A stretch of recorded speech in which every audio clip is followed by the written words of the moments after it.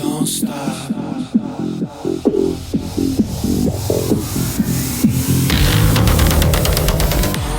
Hi, thanks for joining me on the Everything and Anything in a.k.a. podcast. I'm your host, Zach Randall-Friedman, and we're going to talk about something that's been building for years. And this is Pride Month, but I don't think this is going to be a typical Pride Month conversation because where are all the rainbow flags? They used to be hanging in front of all these storefronts, and a lot of them are missing now. The limited edition Pride merch. Remember when last year when Target, or the years before when Target was being targeted in all these campaigns from the right-wing rednecks that walked into a store and the Pride merchandise on their shelves and hanging from their fixtures of Pride shirts and selling of Pride flags. They were so intimidated by it. They almost thought they were going to be turned gay just by walking next to that section of Pride. So those all went away. The corporate floats for the parades, some of them aren't just showing up anymore. And while part of me wants to say good riddance to all those different corporations and those people, I think we needed to have a real honest conversation about what's actually happening, what it means for our community, and why this moment, as painful as it is, might actually be one of the most clarifying moments we've had in decades. Because here's the thing, what we are watching right now is not a surprise. It's the ending that has always been written to the story. We just didn't see it coming. And today we're going to go deep on rainbow washing. And if you don't know what rainbow washing is, we're going to talk about what that is, where it came from, and how it took over Pride, and what it happened to blow up, and where we go from here. So let's get started where Pride started. It was not a party, it was a protest. To understand where we are now, let's go back to the beginning. Pride didn't just start as a celebration, it started as a riot. June 28th, 1969, the Stonewall Inn in New York City, police raided a gay bar, something that happened routinely back then. I mean, can you imagine standing at a bar, not even a gay bar, but just a bar, and the police come in and raid it? But it was happening to gay bars. You would go out for drinks to meet your friends, and you had no idea if the police were going to pick that bar to raid that night. But that night, on June 28th, the community fought back. Trans women, drag queens, gay men, lesbians, people had nothing to lose because the law already treated them as criminals. They threw bottles, they fought cops, and they said enough. 1 year later, on June 28th, 1970, the first Pride March stepped off in New York City, Los Angeles, and Chicago, commemorating that uprising. It was a political act, a declaration, a demand to be seen. For the next 2 decades, Pride was exactly that, protest, advocacy, and survival. And I want to emphasize that word survival because in the 1980s, our community was being disseminated by the AIDS crisis, and the government was doing almost nothing about it.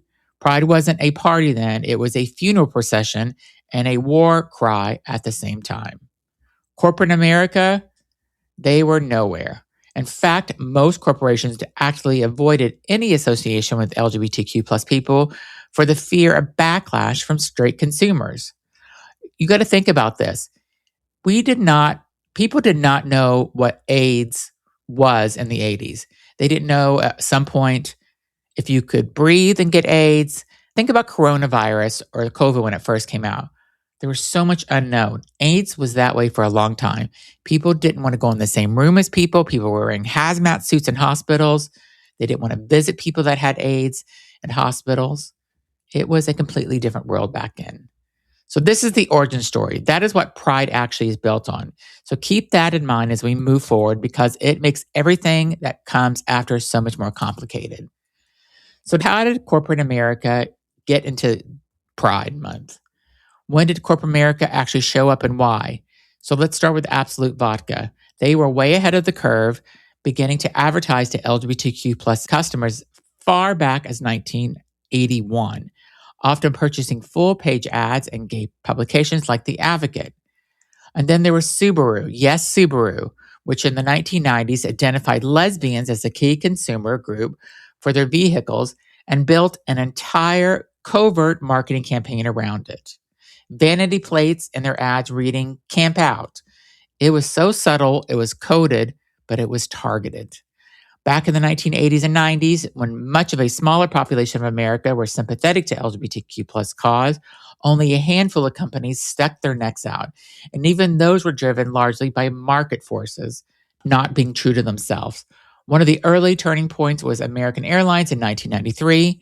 An employee cited a group of gay men on board as a reason to change all the linens on the next flight. The memo was leaked to the press.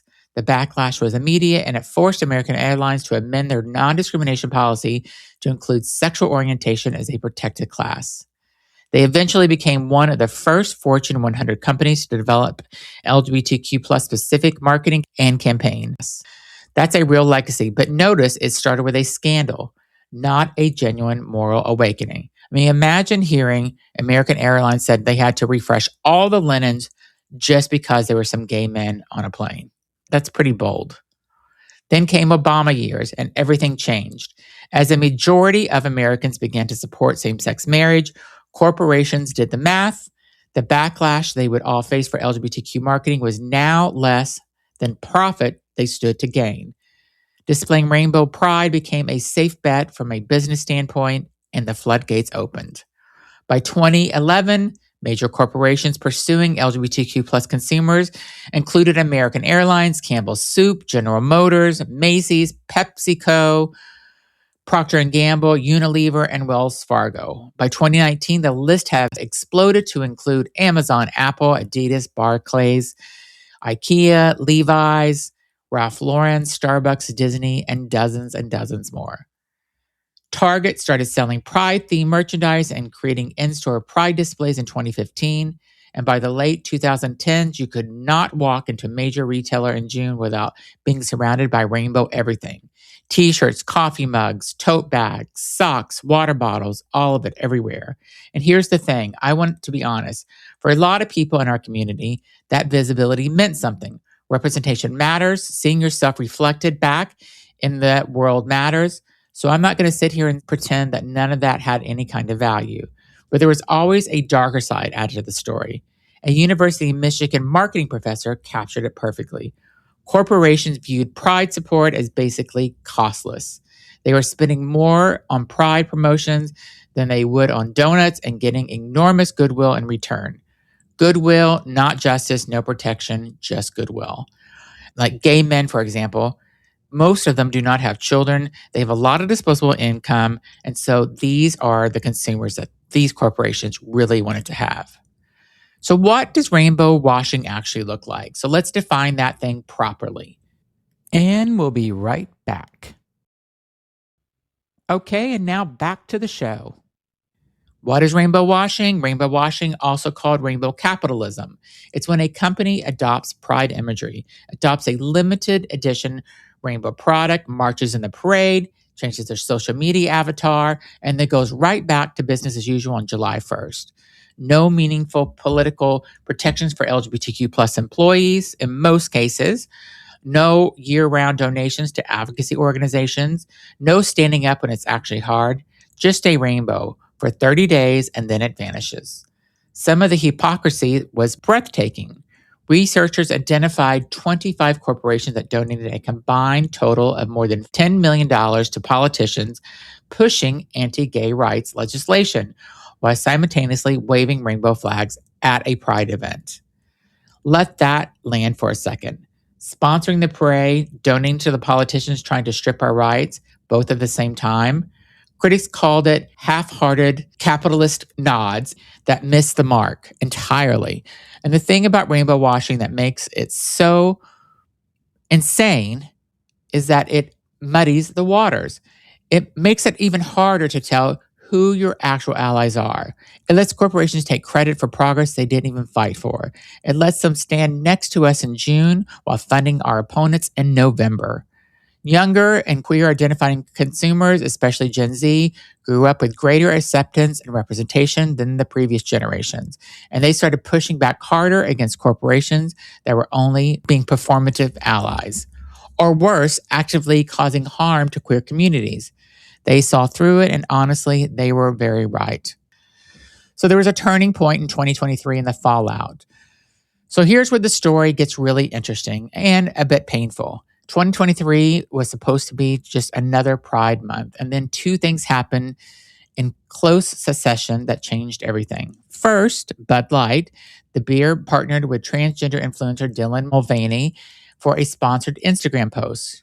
One can, one collaboration celebrating her year of womanhood. It was minor, it was sweet, and it triggered an absolute firestorm from the right. Bud Light lost $27 billion in market value, and what seemed like routine, consequence free rainbow washing suddenly became the full corporate crisis. But here's what made Bud Light's situation not just painful, but revealing. The company's response. Rather than standing behind Dylan Mulvaney, the LGBTQ community, they went silent. They distanced themselves, they essentially abandoned her, and they abandoned us. They told us everything about their allyship and was actually worth. The moment cost them something real. They were gone. Then there was Target. Again, anti-trans activists went after Target for selling tuck-friendly bathing suits in their Pride collection, leading to boycotts, physical confrontations, and store employees and threats. And Target, they caved.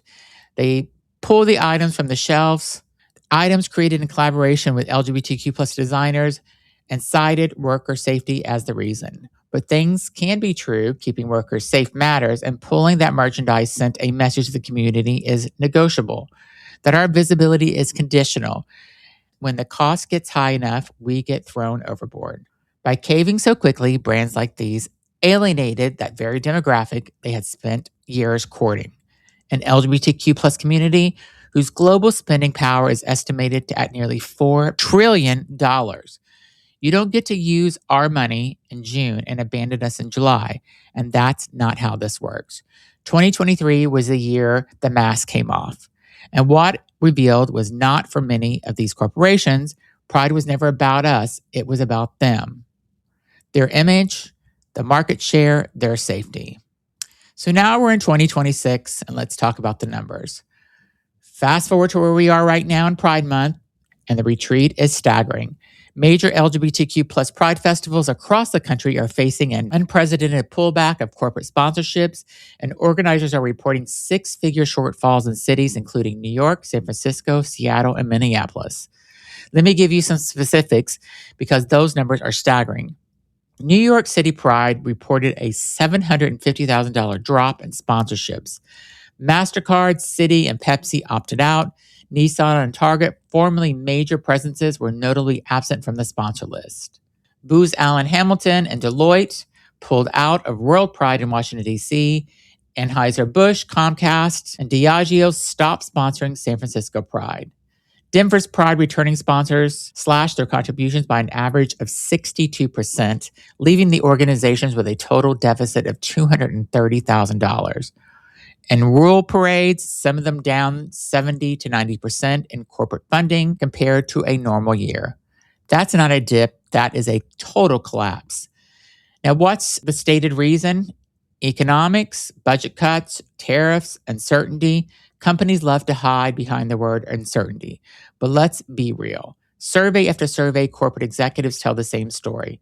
The number one reason why companies are pulling back from Pride isn't the bottom line. It's pressure from the Orange Convicted Felons administration. From the executive orders, from the anti-DEI crusade that has turned back basic dignity into political liability. About 39% of corporations scaled back external Pride engagement last year, and roughly 6 in 10 of those cited pressure from the White House as the primary reason. Not the economy, not their shareholders, not the administration. So they're scared of the Orange Convicted Felon. They're scared of the right. They're scared of ending up in a headline like Bud Light. And they're betting that we, the LGBTQ plus community, and the people who love us won't hold them accountable. That's the bet they're making, and I want us to remember it. So what does the community do instead? Here's what I want to shift gears. Because this isn't a story about loss, there's something else happening, and I think it matters deeply. Twin Cities Pride dropped Target, which had sponsored their festival for over 15 years, after Target rolled back its DEI commitments. Their board simply said it did not feel right to accept the money, and when they turned it down, The crowdsourced $50,000 from local donors in just 3 weeks. 3 weeks, $50,000. That's community. That's where we always are, and that's where we always have been. The Stonewall Columbus executive director put it beautifully when companies started walking away. Those who probably only saw this opportunity as a marketing moment have now backed down. We are sorry to see them go, but thankful for those partners who continue to support us. A marketing moment. The phrase gets me every single time because he's right. Some of those companies were never with us. They were there for our purchasing power. And there is a profound difference between those two things. In St. Louis, a Pride board member put it this way. In the 1980s, Pride was a small grassroots gathering. As Pride returns to a more grassroots footing right now, simply coming together is itself an act of resistance. We're putting the protest back in Pride, he said. And I keep coming back to that phrase, putting the protest back in Pride, because we have been here before the corporate floats, before the branded rainbow merchandise, before the logos changed on Instagram. We built community with almost nothing because we had to, because our survival demanded it. And the communities that are doing that right now, the ones that are crowdfunding, lending into local and LGBTQ-owned businesses, refusing corporate dollars that come with real commitment, they're not retreating. They're remembering who they are. So what does real allyship actually look like? And we'll be right back. Okay, now back to the show. What do we want from corporations? Because I want to be clear, I am not anti-corporate support. Pride events cost real money. Security, stages, programming, community outreach, none of it's free. And losing six-figure sponsorships has real consequences, especially for those smaller parades. The rural ones, the ones that are lifelines for LGBTQ people who have nowhere else to go. So I'm not saying we don't need resources. I'm saying we deserve better than fair weather allies. And that's what a lot of them are, fair weather allies. As soon as the orange convicted felon decided to be anti-DEI, a lot of these companies said it's not worth it to us. Real allyships looks like protecting LGBTQ plus employees and your internal policies year round. Offer gender affirming healthcare in your benefits package and keeping it there even when it's politically unpopular.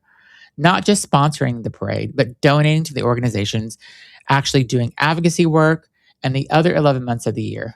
Standing up publicly when executive orders target our community and not going silent to protect your government contracts.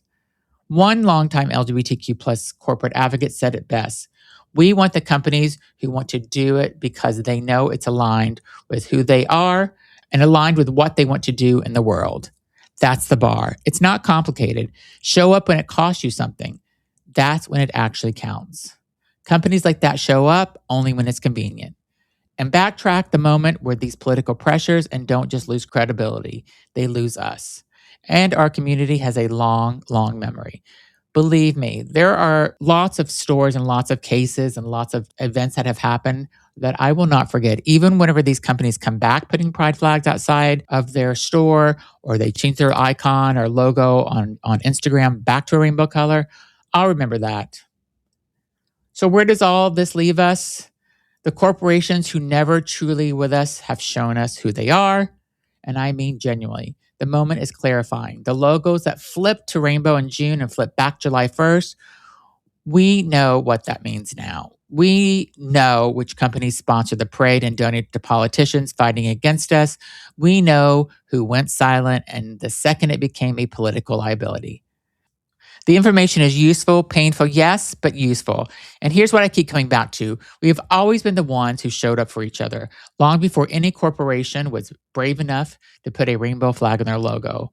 We were building community. We were creating spaces. We were taking care of each other through the AIDS crisis, through discrimination, through violence, through erasure. We did it. Not because it was marketed to, because we needed to survive.